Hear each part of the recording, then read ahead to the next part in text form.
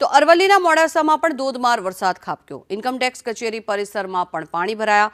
Income tax કચેરીમાં ઘૂંટણસમાં પાણી ભરાઈ ગયા છે અને આ પાણી ભરાઈ જતા લોકોને ભારે હાલાકી પડી રહી છે।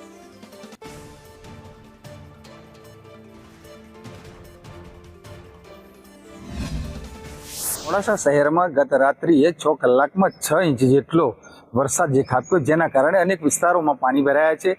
ખાસ કરીને આ કોલેજની સામે આવેલું ઇન્કમટેક્સ ઓફિસ છે।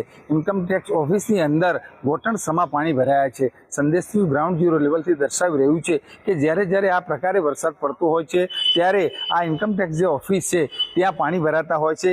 ક્યારેક ઓફિસની અંદર પણ પાણી ઘૂસતા હોય છે। ત્યારે 6 ઇંચ જેટલો વરસાદ ખાબકે વરસાદ બંધ થયે 2 કલાક જેટલો સમય થયો, પરંતુ હજુ પણ આ જે ઇન્કમટેક્સ કચેરી છે ત્યાં પાણી ઓસરાયા નથી। ત્યારે હજુ પણ હવામાન વિભાગની આગાહી છે ત્યારે મોડાસામાં વરસાદ થવાની પૂરેપૂરી સંભાવના રહેલી છે। ત્યારે તંત્ર દ્વારા આ જે કચેરીની અંદર પાણી ભરાય છે એ પાણીનો કાયમી નિકાલ કરે એ ખાસ જરૂરી છે।